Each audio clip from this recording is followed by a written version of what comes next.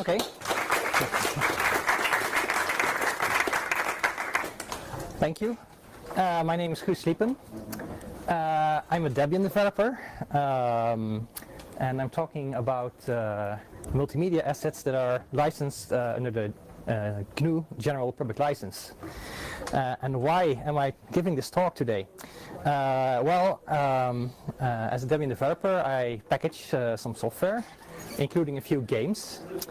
And there were two games called Blob Wars and Starfighter that I packaged for Debian. And all was well for some time. And then suddenly someone found out, hey, this game, it's in the Debian main repository, so it should be all free and open source and so on.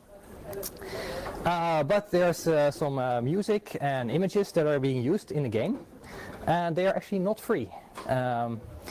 And then you can talk about, oh, what is free and not free. Well, it was so bad that there was some music, for example, that explicitly had a copyright header that said all rights reserved, nothing.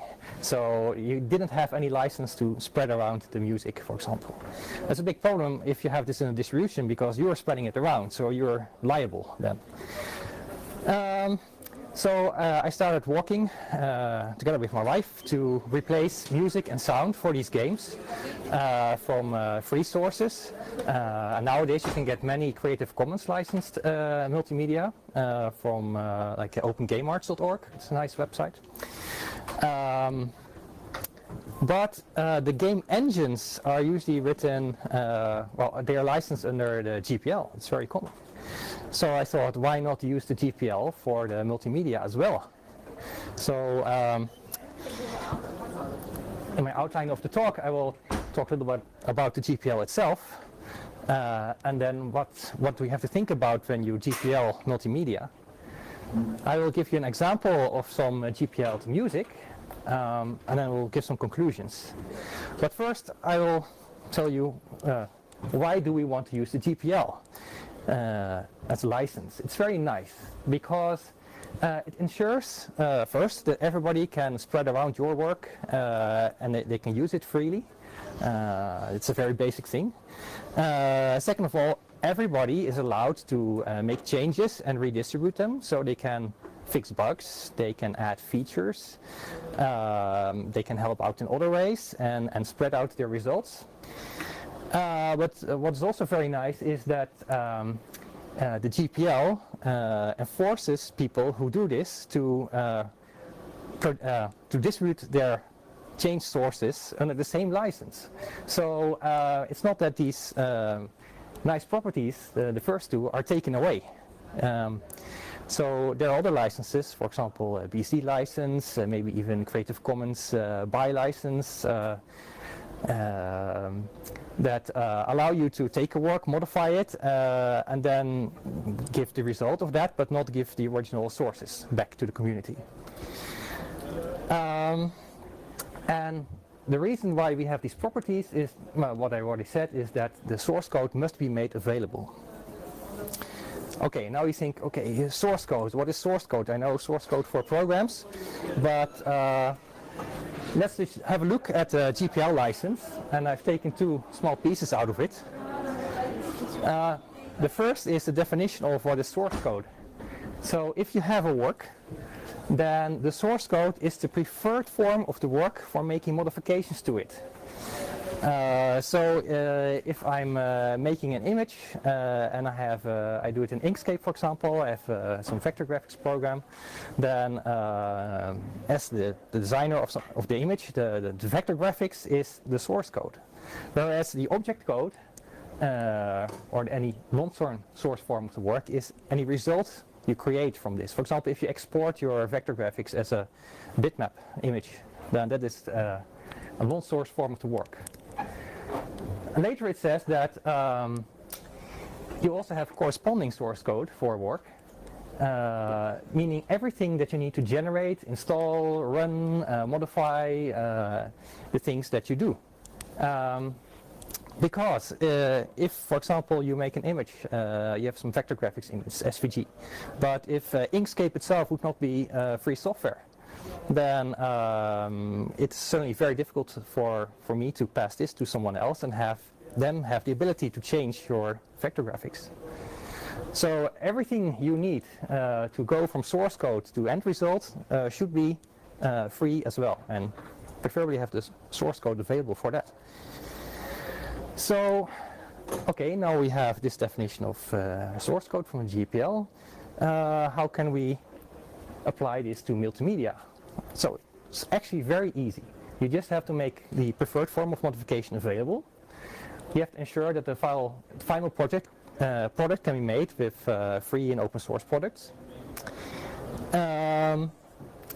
So you have to include all the scripts and tools that you use to make the final product. So that's it. Easy, right?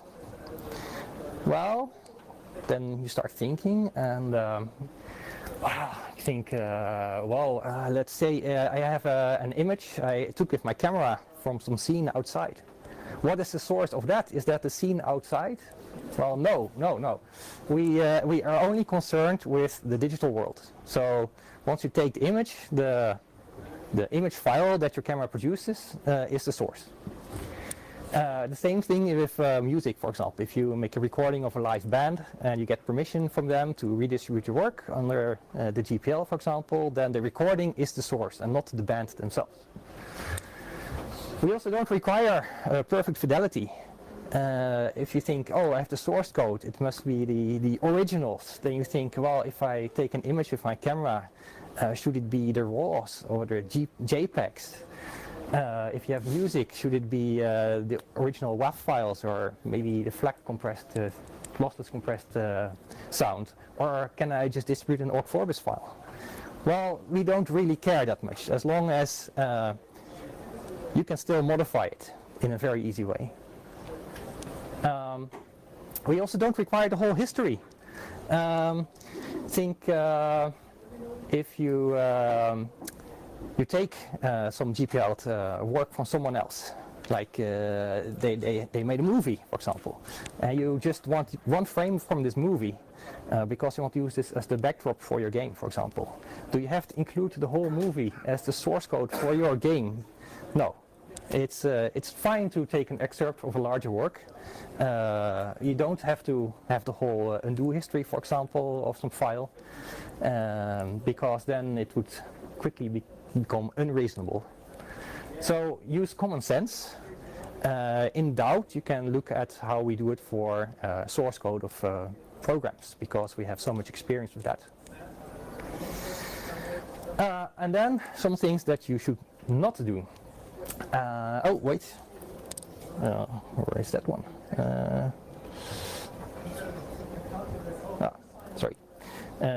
Sorry. First, some examples of source code. So for images, if you have vector art, then for example the SVG files can be the source files. If you have pixel art, then try, if you use the GIMP, for example, you have the native GIMP file format, XCF, which preserves all the layers that you have and things like that. If you have computer rendered art, then for example, if you make it in Blender or ProFray, then use all the source files for these programs. If you have photographs, then of course it's preferable if you have the RAW files, because you can do much more with them. If this is the preferred way of working with it as you as an artist, then yes, this is definitely the source. Otherwise, I mean, there are cameras, for example, that cannot produce RAW files, and original JPEGs are fine as well. For sound and music, well, if you have, for example, a band that is playing a number, then you have different microphones and so on, you do a multi-track recording, then you would say, okay, it's maybe all the original tracks, that is the source, because that is what you then work on, you mix everything together, you cut things and so on. But nowadays a lot of music is made on computers. So you have software synthesizers, you have sample libraries and so on. So this is what is the source. If you have a digital Linux audio workstation set up, there are some files that describe how all your components are linked together and how they produce sound. This is what should be included as source code. But then you think, okay, for example, you said I have a multi-track audio recording. Well, this can easily be many gigabytes of data. If you have a movie, this is even more. So sometimes you think, oh, this is too big to distribute. Or sometimes it will take a very long time to, for example, render a movie. This will take months on a computer cluster, for example. Then try to find some reasonable solutions to solve this problem. One of them, for example, is that you can make use of the written offer clause of the GPL that says, oh, you don't have to really always make the source available online, but you can also make an offer available for someone to get the source from you for a reasonable cost. So if you have gigabytes of data, then you can say, okay, I can give you a CD via post system, for example. Maybe if it's computationally demanding, you can point them to the company or institute where you rendered the stuff, so then they also have the ability to go there and do the same thing you did, pay some money, and have them render, for example, your files. And now I will give an example. What not to do. Yeah, that's first. So you should not provide source code in a proprietary format.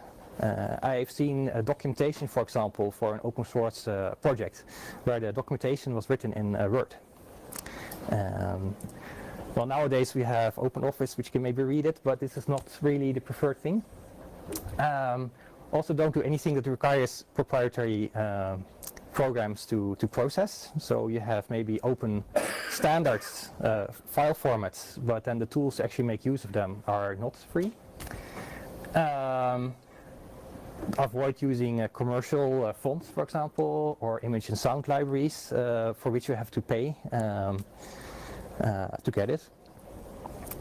And also, what I've seen sometimes is that people say, I made some music with some software synthesizers, and I have the Org-Vorbis file as a result. And no, you want the original source files? No, because I say the Org-Vorbis files are the source. It's not the preferred form of modification, so that's a bit strange. So if you think about doing anything of the above, then maybe the GPL is not for you. But I will give you an example of how to write music that can be GPL'd, because we have the source code available. And also, I made this myself, and I'm more of a programmer, so while you could perfectly do it with graphical user interfaces like Rose Garden, for example, to write your score and to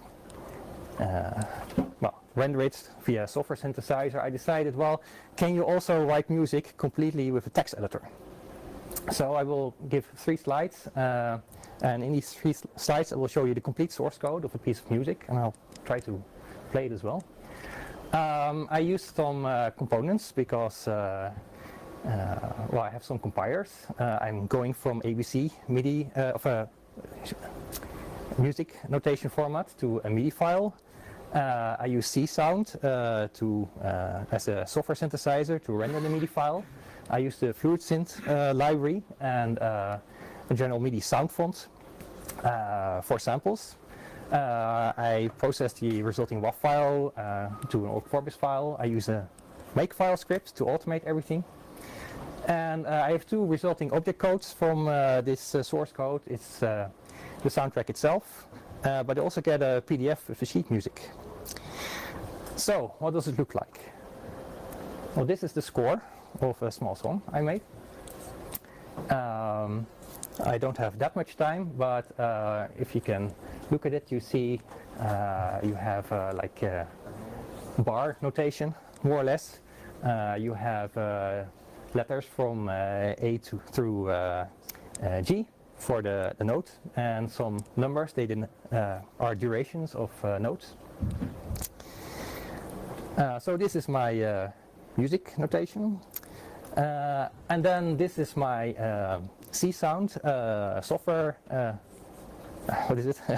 Software synthesizer definition.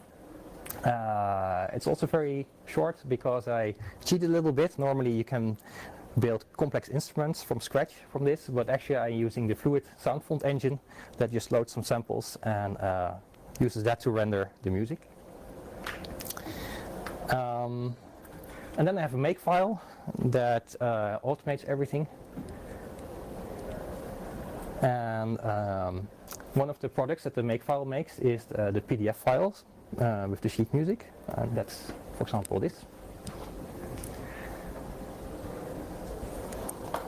But now I will try to give a demonstration.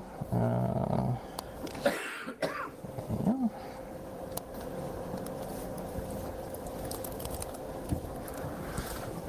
So I have a directory with my make file. Actually I have 2 songs, but let's just build it.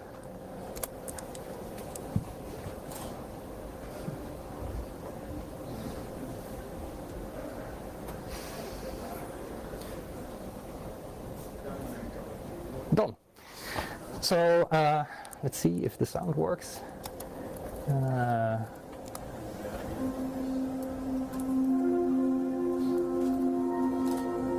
So you can follow it.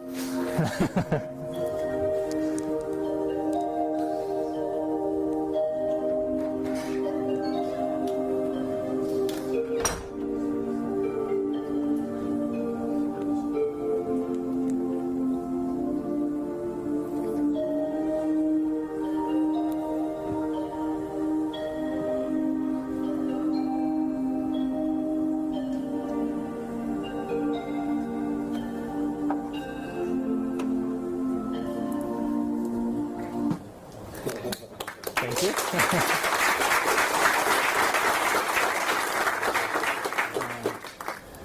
I'll play another one in the background. That's a much longer one, but unfortunately the source code of that one was too big for the slides.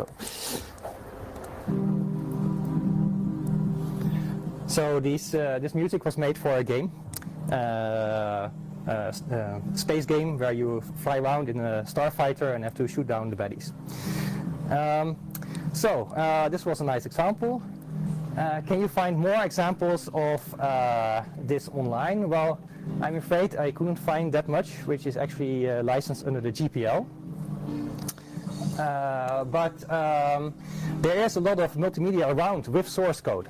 So the Blender project, for example, organizes once in every few years. They create a movie and they make available all the sources for this movie, so you can recreate it yourself, or you can make changes to it.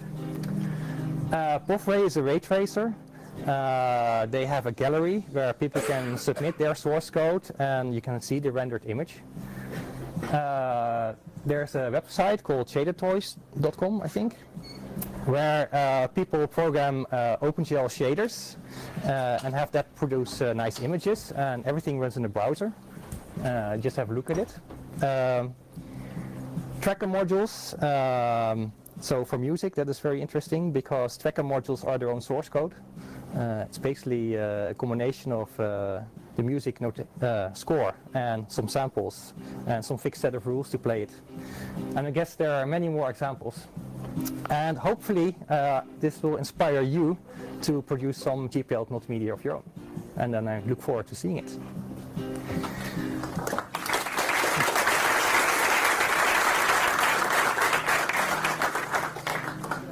Yeah, so final words, it's certainly possible, and even if you're not a person who is used to multimedia the way artists make it, then there are still ways to make music and images in a programmer style. Okay, thank you. Time for questions. Yeah. Yeah. Is it the first time that you wrote music?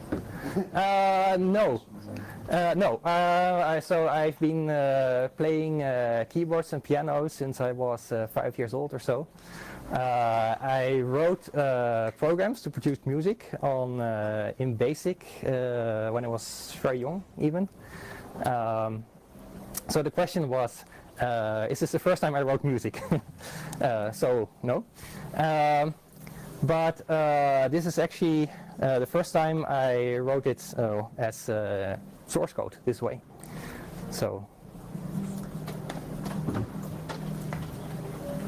yeah. So if I wanted to make use of this price clause in the GPL because it's too big, just for example, and then nobody else has this source code, I'm the only person who has it, and then one day, I don't know, the hard drive dies and I lose the file, then what happens? I can't put it under GPL anymore, or what? Yeah, so that's a good question. What if my source code is very big? I have this. I can make use of this clause to make it only available upon request. But then all my hard disk crashed and I lost all my sources. Yeah, this has happened before. There are examples out there of people who did this. And then, yeah, you cannot fulfill your promise anymore. But you're the copyright holder, so you're a bit special. But anybody else who has your end results and want to redistribute them under the same license, they now have a problem. In that case, I would say, okay, go to the original author and make the result available under a different license. I mean, then it's maybe the CC BY license or maybe public domain, because then there's not much else that you can do. Yeah. So I had a question about the, is there a relationship between GPL and Creative Commons, or are they completely separate? They serve two different purposes? Yeah, that's a good question. Is a relationship between a GPL and the Creative Commons? I think, well, the GPL was very old already, but the CC BY SA license, the shared alike and attribution license, is the most similar to the GPL, and I think it is inspired by people who already know the GPL and wanted something similar in the Creative Commons. The only problem with it is that it doesn't make a distinction between source code and object code. So it's easy to make some music and publish the MP3 files under the CC BY SA license, but you cannot really modify it anymore. Maybe you can cut something or change the pitch, or that's it. But you cannot change some chords in the middle of the song, for example. It's more related to intellectual property as such, no? The Creative Commons. If the Creative Commons licenses are more related to intellectual property, no, I wouldn't say so. At least not more or less than the GPL is. Okay. So, yeah. So if, let's say, our artists and our content creators use some proprietary tools for maybe like tile sets, they use Photoshop because they knew it and it was quicker, whatever. Short of extracting those assets and to a different repository, like hide them, is there any other way we can distribute them in some way other than or something else, or? Yeah, so the question is, if you have artists who use proprietary libraries or software to produce the end results, is there a way to extract everything you need, so as someone who receives the work, that you can still do everything that the original artist did? That's hard to say, because there are many libraries with samples, for example, or images out there with clip art that say, okay, you can use this in your work if you pay for it, but you're not allowed to redistribute the library itself without any changes. And actually, maybe you really want to have the original library to be able to do the same thing that the original artist did. But maybe there are situations where indeed you can use excerpts from this library and make them available under the GPL. I don't know. This is a case-by-case thing, I would say. That particular instance, it's a tad hard, even if like you will have your artists who are used to some specific tools that they've been using for a while now, and if you want to make it open source, yes. you want to distribute and you want to put it out there as an example? Yes, that's a good question, and I want to say something about that as well. So what if you have artists, they are used to their proprietary tools? How can you convince them to switch to some free tools?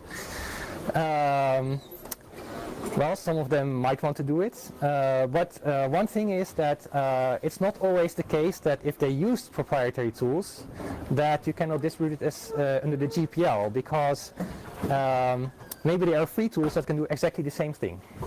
Then it's not a problem.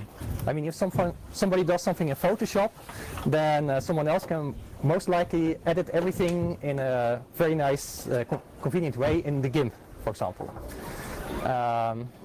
Maybe not everything, but maybe it's good enough. Okay, I think I have to stop there. Thank you so much.